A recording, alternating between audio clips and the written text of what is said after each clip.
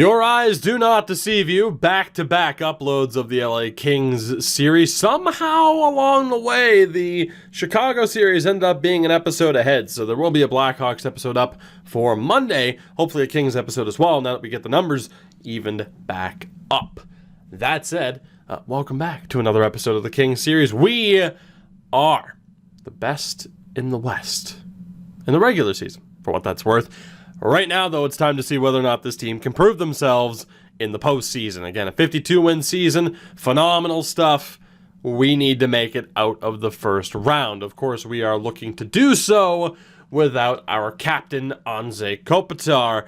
Whether or not we'll be able to do so, I don't know. He should be healthy in 12 days. Time will ultimately tell. So we'll have the question of what do we look to do with the lineup, and the support was there, and it was fairly obvious what we were going to do, and this is exactly it. The top line and the third line stay the same. Rick Van Katterson gets the opportunity on that second line, the young Swiss-born forward. We'll see what he's able to do. Of course, he's done a great job in terms of development. Time will tell what he's able to bring to this team, and if he is able to continue that ridiculous pace that he set this rookie season with 31 goals on the fourth line and with power play time. Anders Lee is going to be the fourth line center alongside Wagner and Luff, and everything else about the team stays the same. I mean, again, we came into the season with hey, can we have a top power play? The answer was yes. Can we win 42 games? We won 52. Now it just comes down to the playoffs. And I don't want to look ahead because I don't plan on seeing this team getting bounced out of the first round again, but we do have a very big off season ahead of us. And simply put, you look at some of the contracts that are expiring. Grundstrom, Kapari, Anderson, Dolan, Kopitar's up again, Sanderson, Madden. We're going to have some players that are looking for some money. The goalie situation's likely to change. Defensively, if we take a look here, Sanderson looking for $4 million. Hopefully get him down to 3.8, but he's looking to take that big step up. I think the thing that we have to pay attention to, though, is Grundstrom, and what I want to do, I already checked. I looked to see how much he was asking for. There is a chance that we're going to be letting Carl Grundstrom walk, which is going to be controversial because I had a chance to trade him for a very high pick. But I don't think there's any denying off of the last two seasons that keeping him and going for it was a smart move. But there is a chance we're going to have to let him walk. And that is because in terms of $10 million players, he is not Alex Turcotte, he is not Matt Savoy, he is not Dylan Guenther. And all three of those guys are up after next season. I can't afford to pay Carl Grundstrom $10 million. And again, we'll pay a little bit more attention to it once this postseason run is over. But if I were to give Carl what he's looking for here, number one, we'd have to risk giving him a no-movement clause, which means, no, I can't just sign him and then trade him. I can only drop that down to $8,725 if he accepts it. Again, that's a huge risk. With some of the other money that we're going to have to dish out, handing Carl Grundstrom nearly $9 million per season, I don't know if we're going to be able to do it. So that brings me to this point here, this series against the Jets. We need our depth to be able to stand up, overcome the loss of Kopitar, and ultimately win, as they are good enough to do, as they simply should do at this point. Let's take a look at what we're up against the Winnipeg Jets with a very, very interesting top six. Wow. A very interesting team in general. Holy hell. The more lines you look at, the more interesting it gets. We'll start off on top here. Kyle Connor next to Jonathan Taves. 1 year, $7.8 million deal. And Patrick Laine on that top line. Still 92 overall right now. That second line, Nikolai Ehlers, Mark Scheifele, and Andre Kasha. All playing at least a 90 right now. Third line, number one overall pick, Shane Wright, last year of his ELC, Ryan Strome, and Alex Killorn. Of course, looking more at the numbers here because the stats don't matter. And then again, that third line's insane. Fourth line of Christian Vesalainen, Ryan Getzlaf, and Tyler Toffoli. We need to hope this defense sucks. The defense isn't amazing, but it doesn't suck.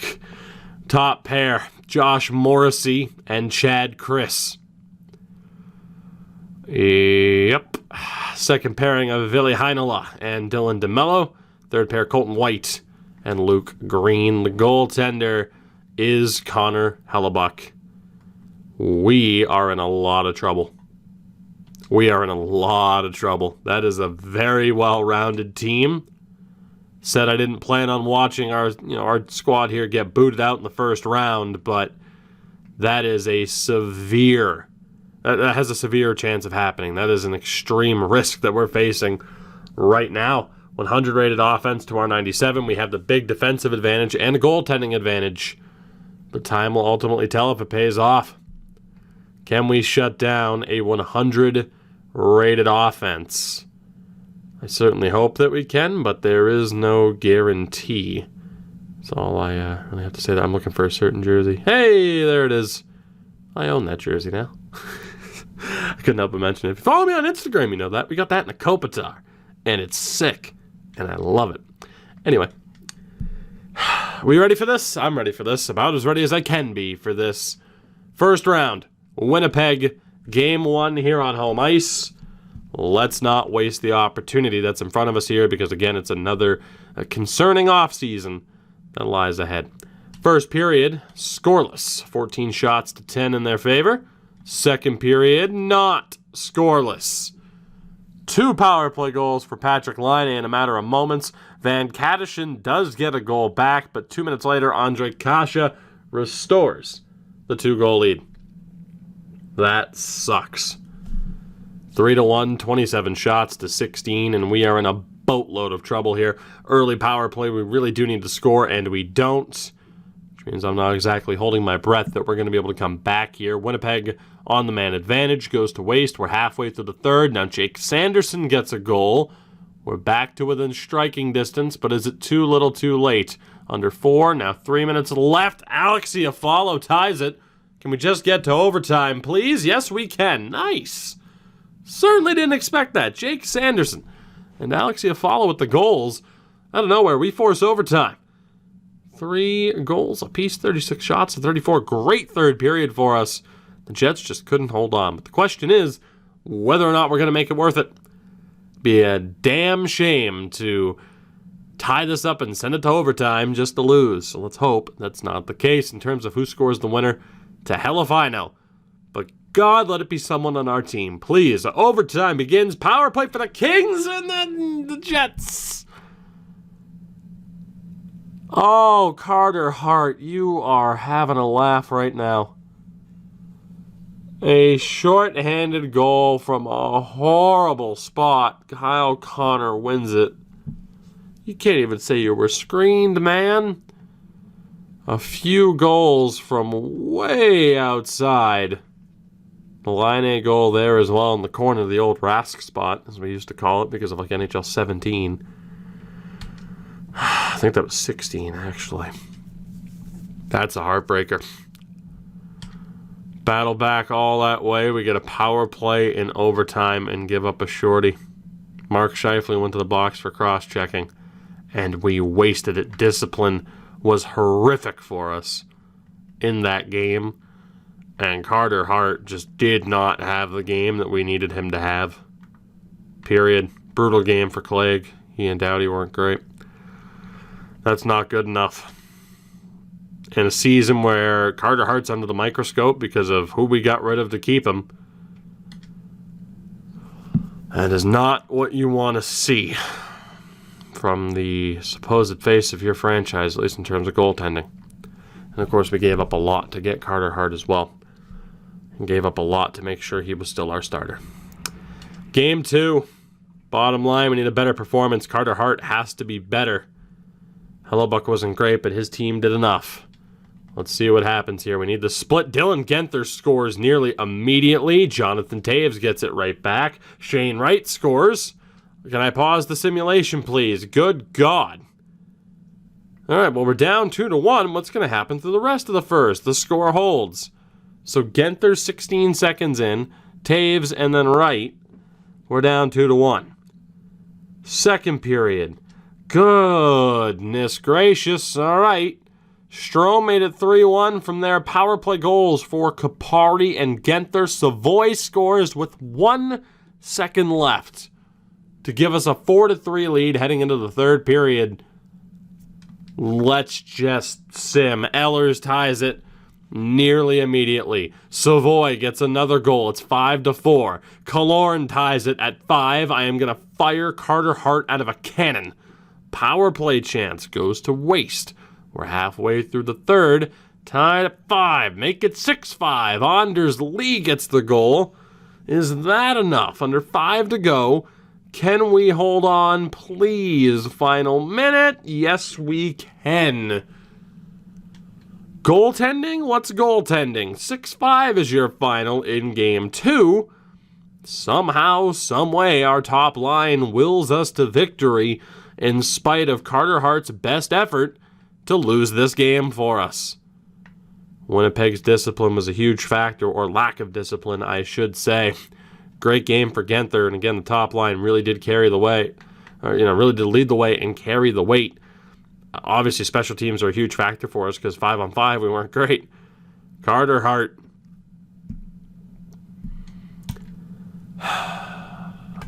I mean, I at least need an impressive performance from you in Game 3, or there's a chance I'm going to start Mikko Koskinen. He's allowed 9 goals in 2 games. The fact that we have a split right now is astonishing, because we simply shouldn't. So we go to Winnipeg. We need a win here. We need a strong effort from Carter Hart. We need a win. No lineup changes. Let's just see what happens. This team is good enough to win a damn Stanley Cup this year. God help me if they fail in the first round again. First period.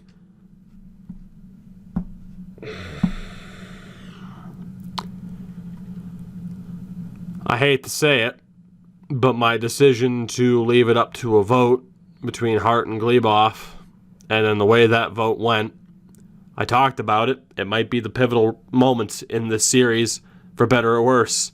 Right now, it's looking like for worse. Killorn, Scheifele on the power play, and Billy Heinola. Toby Bjornfot gets one for us, but we're down 3-1 after the first period. Second period.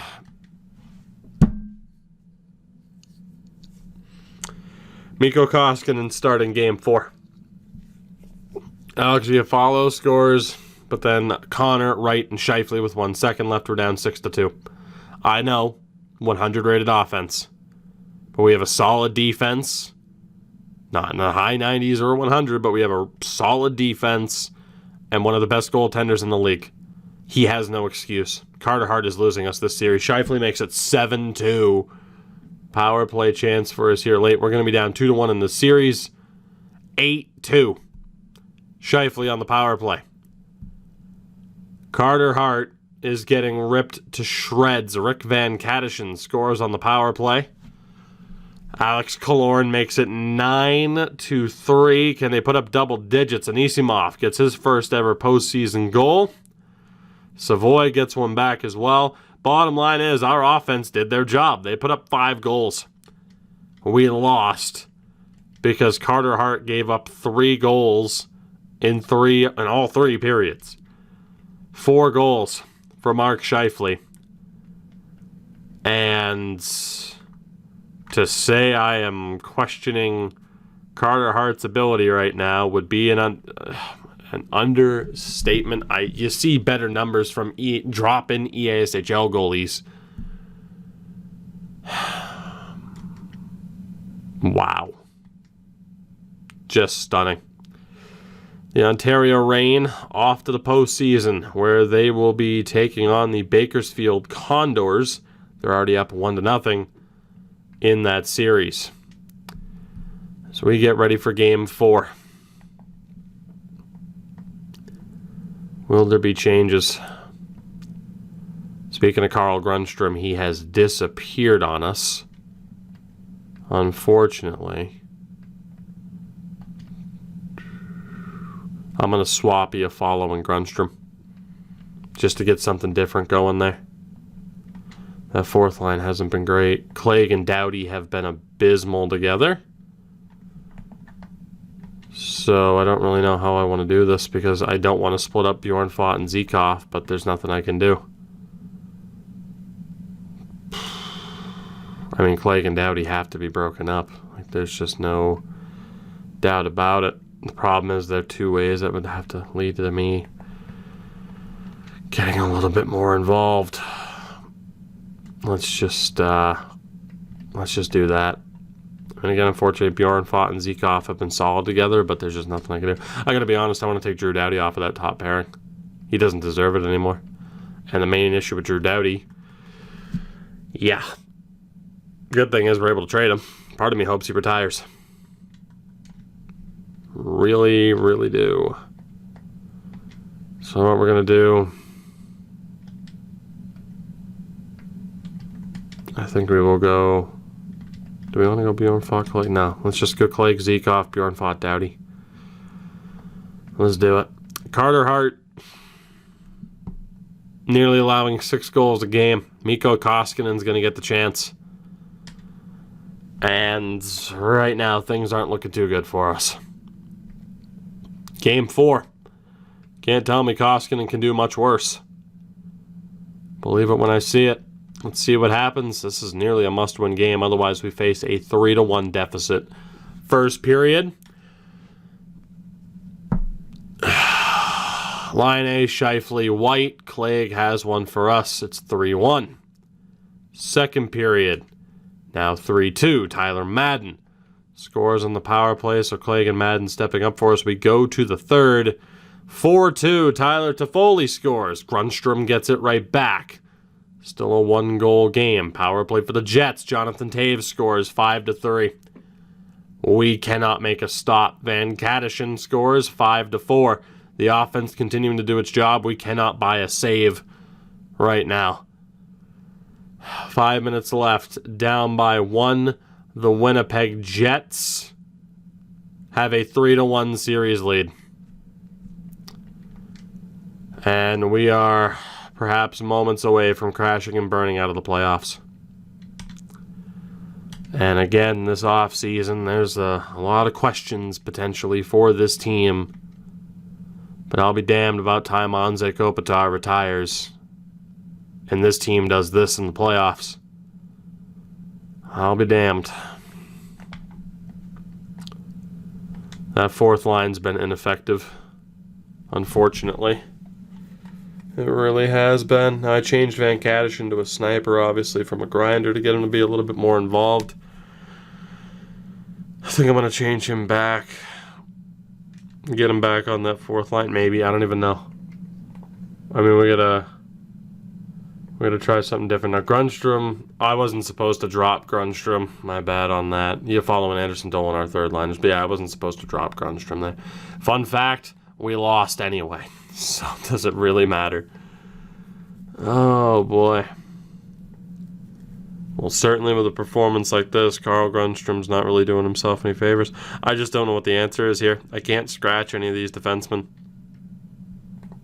So, I mean, this is the thing about this type of challenge is we've locked our team in.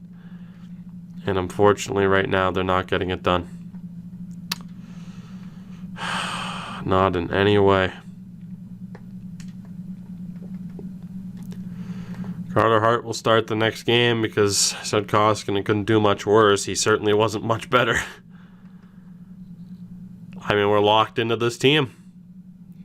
You know, the rules of this series prevent me from doing the whole mix and matching, line switching that some people don't like me to do. And unfortunately, you know, it's not exactly paying off right now, is it? I mean, here we go. Backs against the wall. Can we dig ourselves out of this? Down 3-1 to the Jets. It's going to take a damn miracle. But all we can do is look one game at a time. As cliche as that is, let's do it. First period, scoreless. 11 shots to 8 in their favor. Second period, not scoreless. Turcotte and Van Kattersen with the goals. Shane Wright gets one back. Shots about even. Scores about even. We have the slight edge in both. As we start the third period of a must-win game facing elimination. Can we hold on? Tyler Toffoli ties it up. Power play for the Kings. Extended power play for the Kings. We get one right as it expires. Tyler Madden scores. Power play for the Jets. Killed off. Another chance for us on the man advantage. Goes to waste. Under 2 minutes remaining. Dylan Genther scores. And thank God, the Kings are going to live to see another day. It wasn't overly convincing with a 4-2 final. Carter Hart, welcome to the series, Carter. How nice of you to show up. I'm so appreciative of you actually showing up. How nice of you. How nice. Anisimov and Clegg were great together. Zekoff, Sanderson, not so much. Bottom line is Carter Hart showed up. And if he does that, we have a chance against anybody. Game 6, back in Winnipeg. We will not see Anze Kopitar unless we force 7. I think after a game like that, all we can do is keep the lines the same. It's really all we can do. Made the mistake about Grundstrom, but it kind of sucks, but it is what it is. We lost that game anyway. Here we go. Can we force Game 7? Or are we, easy for me to say, going to fall short in the first round again? That was also my seal impression. Perhaps a walrus impression. I don't know. First period. Tyler Toffoli scores again against his former team. Second period.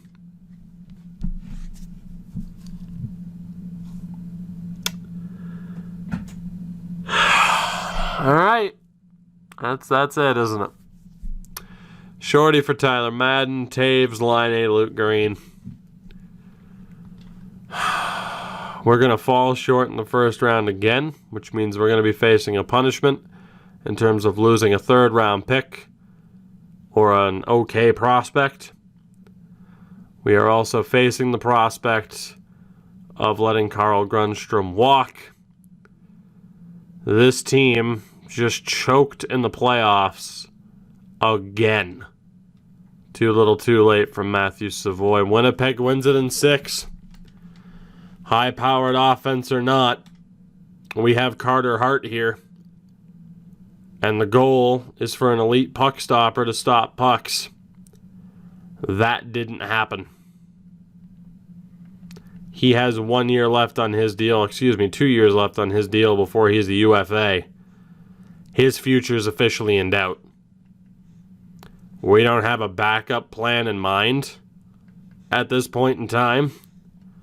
I mean, even with Rafalski, I don't exactly want to trade him to abuse his value because that's not what I'm meaning to do in this series. It's hilarious that he ended up being medium elite, though. That's fantastic. We don't have a backup plan, though.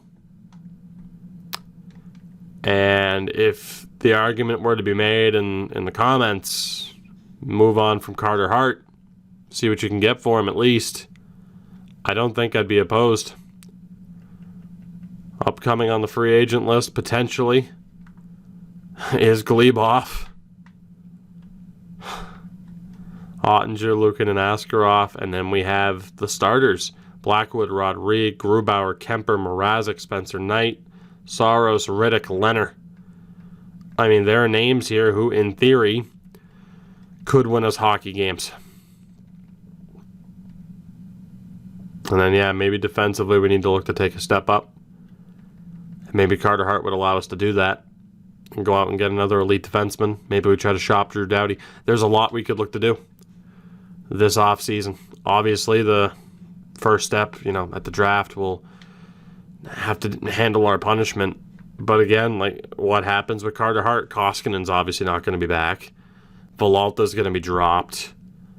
I mean, Manderville and Tuomainen will be holding down the fort in the AHL. Lindholm's going to be dropped. So, I mean, there's going to be a lot of room for changes. Maybe we do look to try and shop Carter Hart, which would be a disaster to give up on him now after getting rid of Glebov. But the question has to be asked, at least. It has to be. I don't know if I'm going to immediately get rid of him. I mean, he was good in the playoffs last year and somehow lost, but 100 rated offense or not, Carter Hart lost us that series. Like I said, I mean, you can see a defense like this. It's not the best defense in the world, but I'm sorry. This isn't, if Carey Price's defense was better. No, this isn't even that. This defense is solid. No, that's on Carter Hart. You know, like Sanderson will be back. Roy won't be. We'll see what happens with a bunch of these guys. You know, someone like Marcus Phillips, whether or not we really even need him to boost up the AHL defense at this point. I mean, we got a lot to sort through.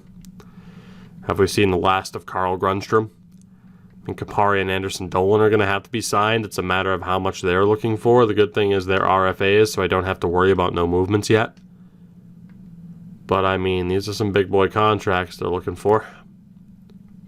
I'd imagine Kapari, Anderson Dolan, yeah, that's some decent money. And then Anze, we don't even know if he's going to retire. Wants to come back, though. Tyler Madden, he's a UFA. That much money, we'd be risking a no-trade clause with him. A lot of big decisions to make. We crash and burn in the first round again, fail one of our goals, and ultimately may have missed a window that's going to have to be repaired a little bit before we get another real shot. Let me know what you think. A lot of potential options in this off-season. I thank you for watching, at the very least. Of course, check out everything in the description if you have not already done so. Even if you have done so, do it again so, okay? So, cool. Shout out to my patrons over on Patreon. I love you. Of course, the Patreon exclusive franchise mode series, the next one, has begun. Off to an interesting start there. I will see you all in the next one. Until then, have a good one. Stay safe. God damn it.